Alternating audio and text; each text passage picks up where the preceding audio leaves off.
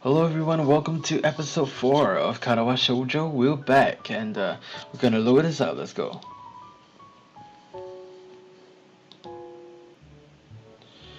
Alright, so right now we're with Lily and Yuko.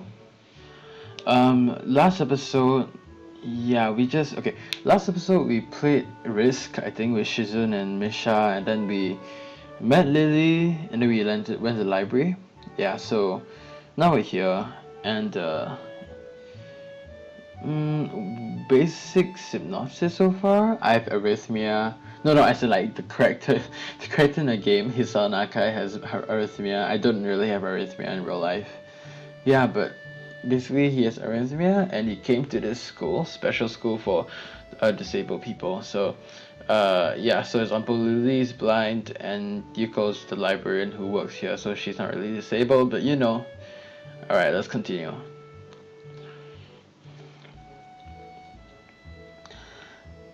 It's so troublesome and they weigh so much. I wish I could quit this job.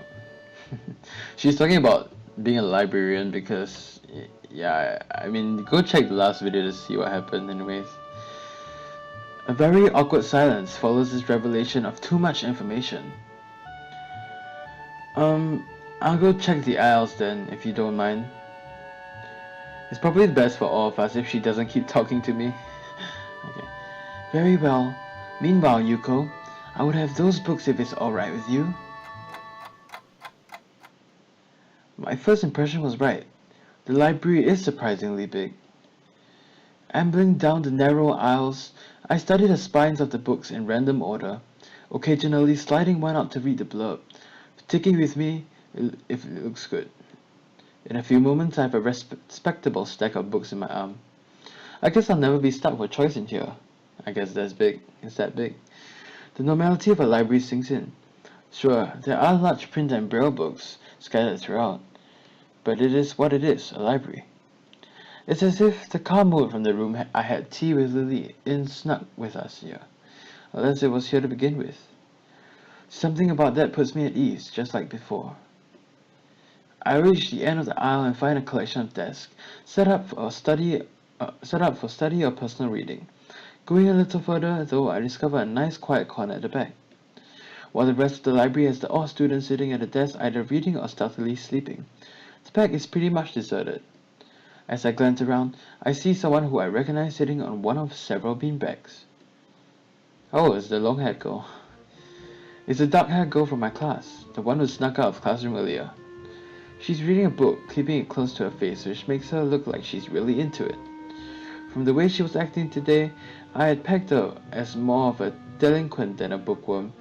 In fact, her mysterious disappearance from the class raises all sorts of whys in my head. Intrigue floats slowly but surely towards the surface, and before I know it, I'm walking towards the mysterious long-haired girl. I guess there's no harm introducing myself as I would with anyone else. She's a classmate after all. Walking over to another beanbag, I take a seat and lay my books beside it. The girl starts, looking scaredly up at me from underneath her fringe.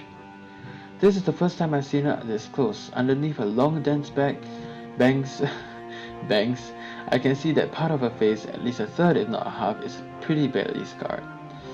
Yeah, so I guess, like, you know, when I see her covering up her hair like that, I'm thinking of like she's trying to make sure that people don't like judge her or like her scars on her face. So my eyes are immediately drawn to the scar. See, yeah, like when people see her, immediately they see the scars because that's something that's different. It's just like racial inequality and stuff. Subconsciously peeking past her head until they meet her own eyes. For a second, I'm shocked and divert my eyes to the book in her hands. Before I realize that looking away probably only makes it worse. It takes so many seconds to collect myself and remember what I walked up to her for. Yeah, so I'm gonna say this. I'm pretty sure that if I said this, that it depends. So, but in the first try, I said, "I'm sorry, I didn't mean to startle you." So let's go to that. Sorry, I didn't mean to startle you. It's okay. The girl certainly doesn't look like it's okay, but I let it slide. So, do you mind if I sit here? She seems to be very uncertain whether it's okay or not for me to sit, but finally she nods just a little. Oh, okay. I take the seat next to her and she hides herself behind her book. Life of Pi, never heard of it. So, sorry again for startling you. I'm Hisao. She looks up from her books, stalling a little before replying. So you still introduce your name, even though you chose not to do it so confidently in front of her? I know. We're in the same class. Her speech is stilted and so quiet it is barely audible even in a still library. Somehow I think that my delinquent impression of her was wrong. Hanako. I'm Hanako. I resist the urge to say, that's a nice name, just to have something to say, but really it's the only thing that I can think of. I feel like an idiot. Everyone here must be used to being different to each other, and here I am being all bothered and fussed about the kind of thing. So let me interrupt your reading. I'll just check these books if you don't mind. She nods a little and sighs a little sigh of relief. So I try to read the covers and the introductions of the book I picked up, and she buries her face in her book. Uncomfortable silence consumes us. My eyes still wander to her direction, and I sneak peeks at her flowing hair and the scars it's hiding. After a while, I realize that she's doing the same and only pretending to be immersed in Life of Pi. Her gaze is not inquisitive at all, though. It darts around like a scared rabbit. That's cute, though. just a thought. It's like, whose eyes would dart around like a scared rabbit? Imagine right now, like, that'd be really interesting if someone were to do that. When our gazes finally meet, the chain reaction is unstoppable. She stands up forcefully from the beanbag and takes a deep breath. I've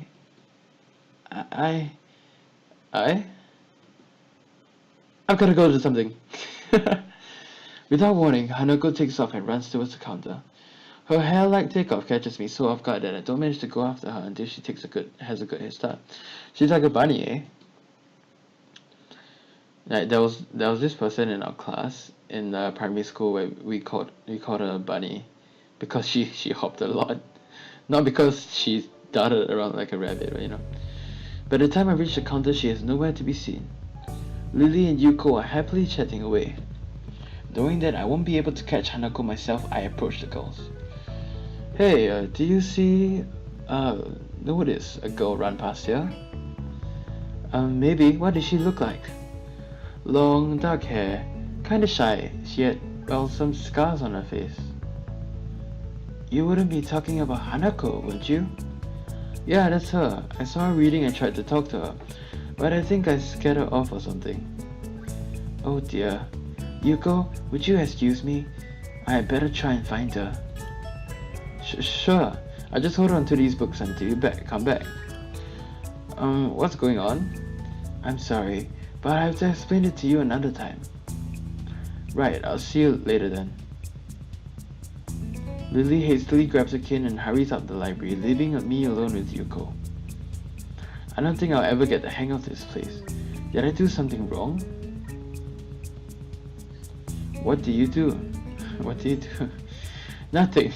I was just looking for some books and then she got this fit and ran off. The most offending thing I can think of was that I might have looked at her in general direction a few times. Like, even if you do it like a few times, like that's just weird. A bit, not really. I'm just thinking like what's going on through her mind. And she's like, this guy is looking at me weird. I'm like, no. And so, well, she is a very timid girl. You have to be very careful around her. She can be very jumpy, I think, and she's not accustomed to talking with other people. Isn't that a bit strange? I wonder. It's just how she is, I think. Yuko doesn't sound all that convincing. Then again, maybe this is just a norm around here. Everyone has their own problems, or else they wouldn't be here. But how should I deal with these people? Forcing myself to act overly casually only makes me feel phony. Like I was supposed to be ignoring the elephant in the room. Yuko fidgets, looking like she wants to say something to that, but resisted. I think it's an elephant only if you feel that way. I guess she doesn't have a good sense of self-restraint. Makes me smile as she blushes heavily. What? Did I sound stupid? No, it sounded really wise. I guess you're right.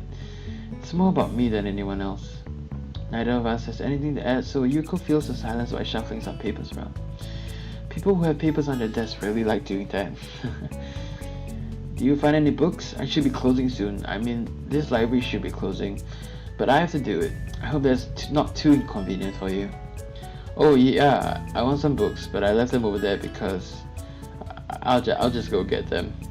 I fetched my stack of books from behind the beanbags where Hanako and I were sitting and returned to the counter. Wow, you read a lot, don't you? I surprised myself with that too, honestly, at least when I really think about it. I had a lot of free time earlier this year, so I just kind of started reading books to fill that time. I couldn't do much else. I see. But she doesn't say anything else and just checks out my books for me. I guess this is what they call tact. Holding the library books with one arm, I throw my pocket for the key to the door. A sudden sound from behind startles me, making me nearly drop the books I'm carrying or the key that I almost managed to get into the lock. I bet it's Kenji. Who is it? Yep, it's Kenji. I turn around to see who's talking to me. It's Kenji. He seems to be in a friendly mood, although the light glinting off his glasses in the dark gave him a sinister look. It's just me. Just make him pause and lick his lips nervously. Who is me?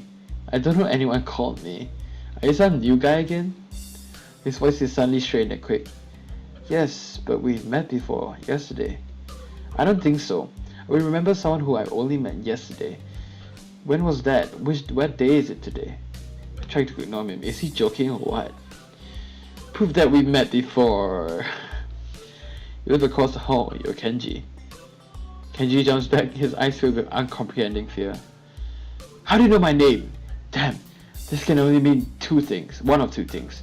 Either we have met, and you're telling the truth, or I just can remember it and you are a spy. He pauses. A psychic spy. His eyes dart around me, trying to peek into my room, although it's hard to believe he can see anything through those thick glasses. His mood swung from friendly to maniac in less than a minute. I'm not psychic. How do I know that? I'm not a mind reader. Kenji points a finger at my face deadeningly.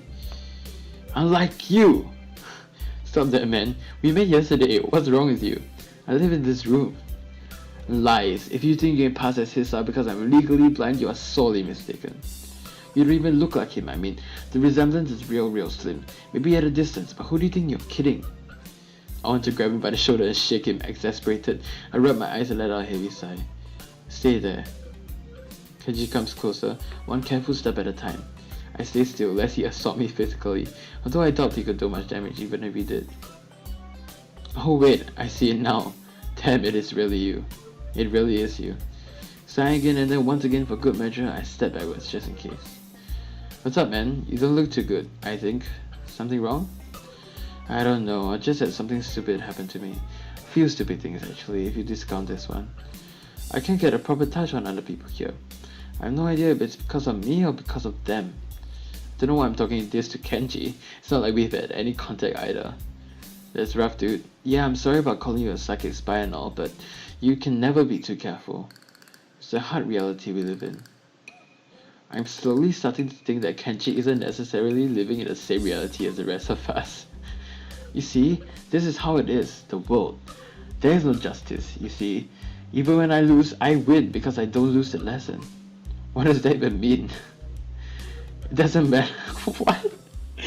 Why does it not? What? You just said. What? He dismisses it flatly with a wave of his hand. So what happened? Why the long face? Do you have a long face? It's nothing. I just scared some girl off accidentally. Literally too, she actually ran away from me. It was my fault really, I think. I'm not really used to all this yet. A girl? A cute one? Cute? That's a hard question. She had a nice body and really beautiful hair, but the face... I guess I go either way. So I've never said she wasn't cute before. Mainly because she did look cute, and also like I didn't want to be rude to her, even if it was talking behind her back. So yeah, cute I guess. I knew it. There are a lot of cute girls here. Strangely disproportionate amount. I believe this is one of the dark secrets of this school. I tried to warn you, man, but did you listen? I don't remember any such warning. Dark secrets? Yes, dark secrets are extremely dark, like a black hole. Have you noticed that the number of girls in this school is slightly but significantly higher than the number of boys? It's like 60-40. He turns his head to the left and stares off into the distance at nothing. Why is it like this? I mean, to the untrained eye, it doesn't appear to be that bad, but that is a full 20%. One would think that a school with such a huge pool of women would be a man's dream, but no! What I am about to tell you could blow your mind. Are you ready? I don't know where this is going, but I think I won't be missing much by cutting out now. No, I'm not ready. I only get as far as turning the doorknob before Kenji starts talking again, showing he doesn't really care if my mind is blown or not.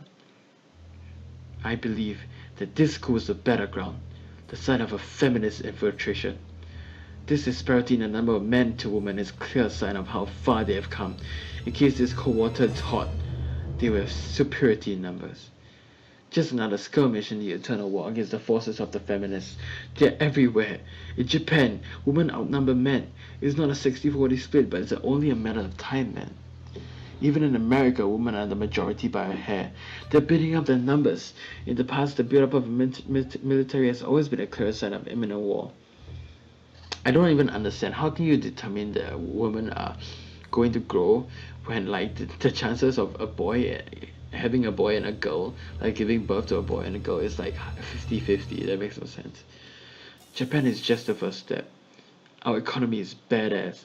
The country itself is small and isolated, yet a huge part of the Pacific in terms of political value. The perfect target, they are so cunning, as expected of women. Soon, the day will come when Kenji's voice trails off ominously. That is why you can't trust them. They will string you along, then they'll kill you. What? Just as they killed me, you will end up just like me. Oh hell no.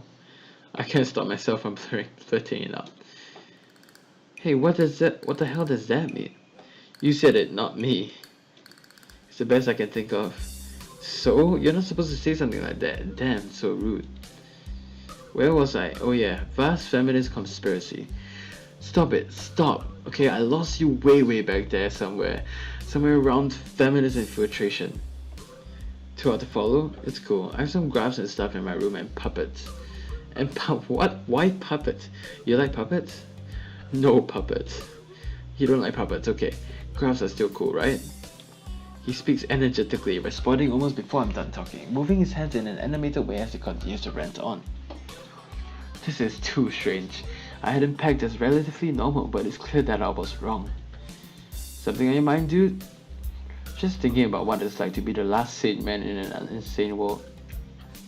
Kenji frowns, looking deeply upset. You mean that to you? That can't be, because I'm the last sane man in an insane world. That is my dream. You can just steal a man's dream. What the hell? There can't be 2 last sane men. It would invalidate that whole last part, and the part is kind of important. There can only be one, like in that foreign movie where there can only be one. And in the end there's only one dude left, because that was the point.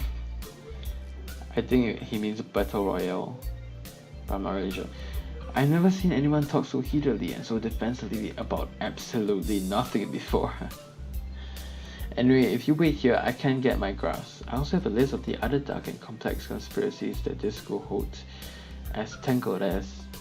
Quick, finish my analogy for me. Be a pal. I'm going to go bed now, okay? It's extremely late. That doesn't sound like an analogy. Of course it wasn't, dude. But whatever. I like you. You seem like a cool dude. Most people don't understand what I'm talking about when I try to explain the vast feminist conspiracy to them. Denial's a terrible thing. Later.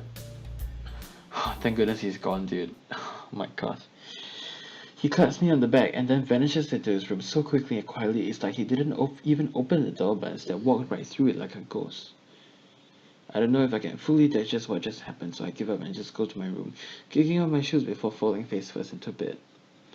It takes me some time to relax and get up so I can get started on homework. It's because the sheets are cool and comforting against my cheek, and it feels good just lying there with my eyes closed. This school is like some kind of bizarre, surreal island. It's isolated on top of a mountain, and each person is stranger than the last. I just can't seem to fit in. What irony. One would think that fitting in a place that's made for people who are unfit for anywhere else would be easy. Maybe I'm trying too hard. Same. Although I say that, it doesn't help to take the edge off, and the words are left echoing off the empty walls. My empty walls. Sorry. I guess it's not that bad. It's not as bad as I expected though.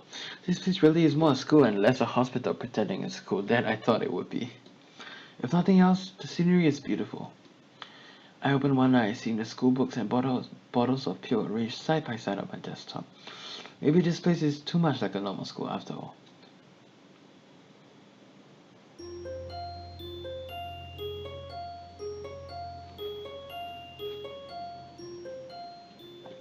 Oh, okay. I feel very tired this morning, probably because yesterday itself was a very tiring day. On top of that, I woke up far earlier than necessarily. After saying hi to Shizune and Misha, I start doing the work as instructed from the board. It already looks like today is going to be heavy. Yeah, so wait, I don't have a problem with that now, though. Shizune and Misha might jump on me trying to get an answer about whether or not I've decided to join the student council, even if it's just one day. I'm thinking that since I didn't comply or didn't choose going aggressive in the risk game, Shizune and Misha are gonna be as connected to me as before. I wouldn't put it past them to try, and I don't have an answer for them if they do. So this situation is inconvenient for me. About 10 minutes into class, Hanako walks in and takes a seat. But no one looks at her. The teacher doesn't even comment on her lateness. He does, however, stop us to say that we're going to break into groups again. I turn my head to see that Shizune and Misha are looking at me. Shizune gives me a smile that is equal parts of cute and menacing. This is a smile that says, "We have you now. There is no escape." There is no escape. Hichan, it looks like we're together again. Yay! Oh my gosh, they're so close. Misha leans sideways while Shizune pushes the desk closer to mine. There really is no escape now unless I were to jump through the window. Jumping out the window isn't the best option, sadly. What's wrong, Hichan? Oh, Hichan, have you been thinking about what you said yesterday? You said that you would think about joining the student council, didn't you? It's okay, Hichan. We were talking about it after you left, and it would be rude to expect you to already have an answer for us this early, right? Right? Wait, that was like a witch, right? I don't know how to laugh like a girl. I'm so happy that you two are able to have a laugh at my expense, and even more pleased to know that you both know how crazy the two of you can be. Now that it's over, Shizu snaps back into serious mode and smacks today's assignment with the back of her hand in an overly dramatic and important way. When I actually look at the stuff, it's mostly just reading. In fact, there are only two problems. I almost want to say something about how her rush to get started seems a bit much, considering the small amount of work. In fact, Shizun probably knows how little there is and simply doesn't care. Yeah, it seems like her workload doesn't matter to her as much as the fact that there is work. The actual amount is unimportant. She approaches everything with the same level of ambition. Unlike me, I just do everything last minute. While I'm reading, I let my eyes wander around the room and catch Hanako trying her hand at solving the problems. It looks like she's working alone. I can't remember seeing her working with other people before. Thinking back to how shy she is, it's understandable. Hey, that girl over there.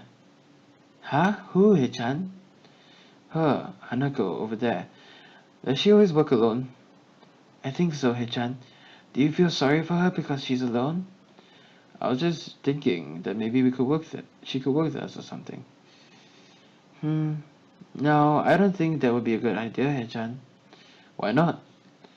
Shishan wouldn't get along with her. Why? Misha shuffles around the question, letting out a laugh that sounds very strange. His nervous pursuit has a lilting up and down quality present in everything she says. Just because, Hichan. By now, Shizun has noticed our conversation, and it makes me realize again how Misha has been signing everything she has been saying this whole time. What, Shizun? The friend of my enemy is my enemy? That sounds so harsh. I'm not gonna say that. You said it anyway. I know, Hichan. It's fine if you overhear. I wonder if this is Misha's way of keeping things fair, since without her, I wouldn't be able to understand the things Shizun is saying and vice versa. Is that also why she signs all the time so there's never a conversation Shizun will be left out of? I just yawned. Anyway, we should start the problems now, Hichan. We finished with time to spare and I decided to ask if there are any alternatives to the cafeteria as frankly, the food so far has been subpar. This sends Shizun and Misha arguing among themselves about their favorite restaurants. All of them are downtown, so I don't think we have time to go all the way there. And what about the bill? Are they arguing just for the fun of it? Maybe. They seem so distracted by it that they don't even notice the start of the actual lunch break. I look over my shoulder towards the back of the classroom. She seems to be studying her notes from the previous class. It's an odd sight. Everyone else in the class is busying themselves with the lunch break. Socializing, gossiping, rearranging desks. The one with the actual box lunches mixed in, chattering like everyone else, only interrupted by short bouts of eating. But when I watch Hanako, it feels that I'm the only one who can see her. Almost as if she was invisible, sort of hiding in plain sight. Is she being bullied? Is she isolating herself from the rest of the class on her own accord? I see her look over her shoulder towards the classroom's rear door. Come to think of it, she hasn't turned a page since I've started watching her. I guess she's waiting for someone. What to do? Yeah, I'll go talk with Hanako. I still feel bad for making a runaway yesterday, so I better say something. Hey there, Hanako. Hisao? Or at least she remembers my name. Hey, I just wanted to apologize for yesterday. I didn't mean to stutter you or anything. I'm just new here and I thought that I should get to know my classmates. As Hanako looks up at me, I notice her scarring once more. It's a little bewildering that you can barely notice it from across the room, but it's so noticeable from close up. That's okay. It was my fault. Nah, that wasn't anyone's fault, it just kind of happened. So are you waiting for someone? I saw you looking at the door before. Yes, Lily. Oh, you mean Lily, the blind girl? Hanako only nods in response, and I can't help but wonder if defining people through their disabilities is a faux pas of the worst kind or just normal here. I guess that explains why Lily took off after her yesterday. She seems like a nice girl. Are you two friends? Yes. As if hoping for Lily to appear, she checks over her shoulder again. I think I'm making her nervous again. I hope I'm not disturbing you right now. No, that's not it. It's just easier if Lily doesn't come here. Oh, because it's hard to get around the classroom? Not really. Hanako's gaze drifts past my shoulder and towards Shizun. Shizun? Hanako nods again. What about her? Don't they get along? Hanako shakes her head. Clearly this is something that she doesn't want to talk about. It does make strange sort of sense. Shizun and Lily not getting along so well. Communication between the two will be all but impossible. It's hard enough talking to Shizun through Misha, even when you can see those whose hands are talking. Hanako is so focused on Shizun that I'm the first to notice Lily at the door. Oh, she's here now. Hanako spins around to confirm this. Upon seeing Lily, she moves quickly to the door. Lily. Ah, Hanako. Good morning. Is the president here? Yes. Hanako glances over her shoulder at Shizun again, as if to confirm she can't hear them, even though that's impossible. I suppose we better be off then. Lily's sigh of tone of what seems like frustration makes me raise an eyebrow. I guess there's some kind of enmity between the two. It's intriguing, but that's not really something I asked about. I'm sure if they wanted me to know, they would tell me. It's only my third day here. I should be trying to make friends, not finding out why people are enemies. That's true. Still, it's a little funny to find out that this girl has little views, just like my old high school. Even if people are more tolerant of others, they're still going to get on each other's nerves. Hey Lily, how are things? I'm sorry I made you run off yesterday. Oh my, is that Hisao? I didn't realize you were here. It seems that Lily is a little embarrassed about being so frank in front of me. Sorry, Lily. I thought you realized. No, it's alright, Hanako. Hisao, please don't worry about yesterday. It was just a misunderstanding. If you say so, I'm still working this place out. Well then, I think you find most people here a lot more forgiving than elsewhere. If you are feeling a little confused, please don't be afraid to ask questions. So she said the same thing as Shizune and Misha, so... Sure, I'll remember that. Lily... Lily gives a small nod of acknowledgement. I'm sorry, Hisa, but we must be off. Hanako really doesn't look all that comfortable here right now. Lily still seems a little embarrassed. I wonder if my apologies really made any impact. Mind if I accompany you two? I know I'm kind of pushing it, but Lily hums quietly, still smiling. I'm sure that we could accommodate you, can't we, Hanako? She looks at Lily, then at me, then she freezes wide-eyed. Sure. Well then, shall we go? I'm sure Lily wouldn't do this so easily if she saw how scared Hanako looks, but it can't be helped now. Declining after the deal is sealed will only cause confusion and problems. So we leave all three together.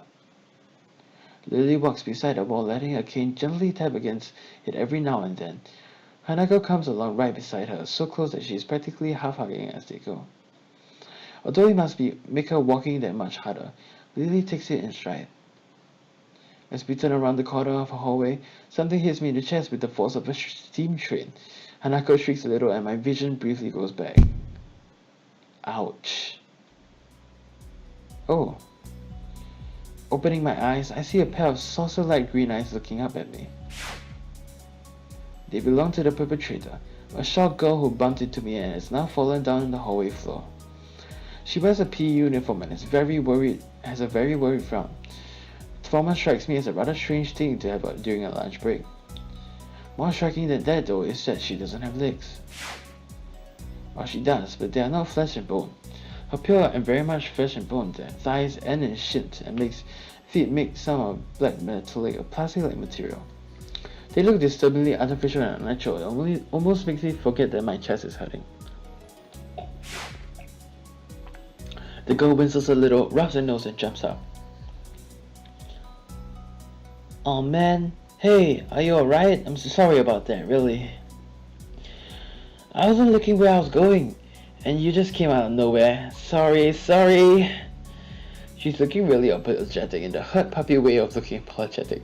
That's the best way to look apologetic, is like having puppy eyes. It's so like, you know, it makes you want to forgive that person, really. I quickly forget about being angry or anything, since hurt puppies are my weak spot. Same. Like, seriously, hurt puppies are everyone's weak spot or something. It's okay, don't worry about it. Ouch. Boom. I see that, but there's a stinging pain growing in my chest, and I know that it is about the biggest possible danger for my condition. Don't overexert yourself. Don't forget your medication, and most of all, don't get hit in the chest. I tried to rub my solar plexus to chase the pain away, holding my breath in an attempt to hear my heartbeat.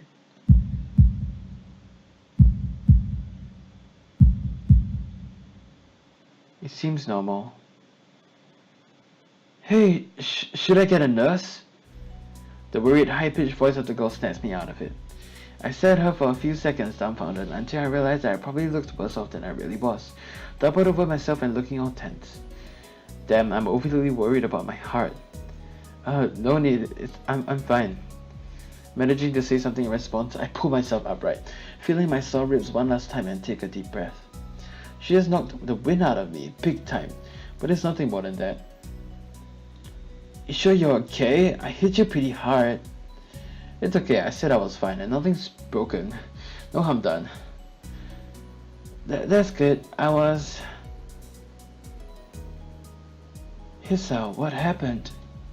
She's not quite up to speed for obvious reasons, but she sounds very worried. More than what the situation deserves, really. Someone just bumped into me. Nothing serious, just winded. Sorry, it's my fault.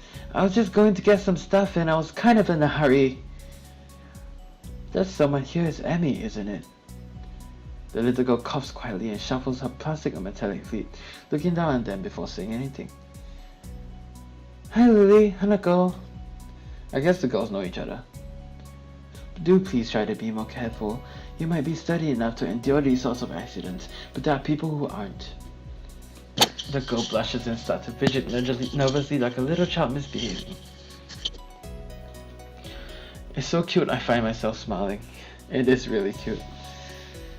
I know that I was just I gotta go.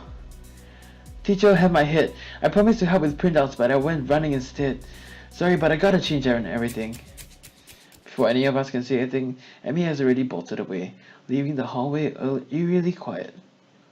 Does that kind of thing happen often around here? There are more rules in Yamaku than usual for running in the corridors. But that rarely stops Emmy, it seems. She shakes her head weakly and offers a slight composed smile. I don't think there's anything we can do to stop her, I'm afraid. Shall we be off then? Lily heads off along the hallway and Hanako hurries after her.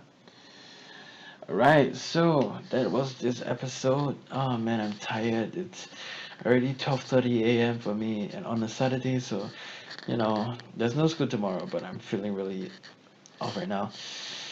Yeah, and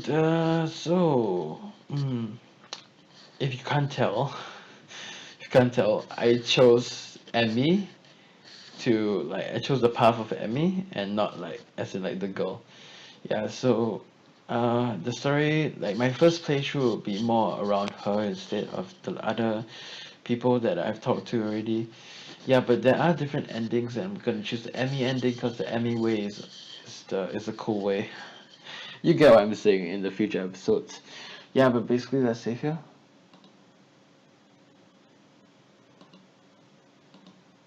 Alright. 155. Meet cute. That is cute. Yeah, she is really cute. Oh my gosh. Cuteness is my weakness, honestly. Cuteness is my weakness. Puppy eyes are my even I'm more vulnerable to that. Yeah, so thank you all guys for watching. If you did like it, please be sure to leave a like, and if you didn't like it, it's okay. I'll try to tell me in the comments how I can improve. And yeah, I hope you guys enjoyed this episode of Katawa Shoujo, and we'll see you guys in the next episode. Goodbye.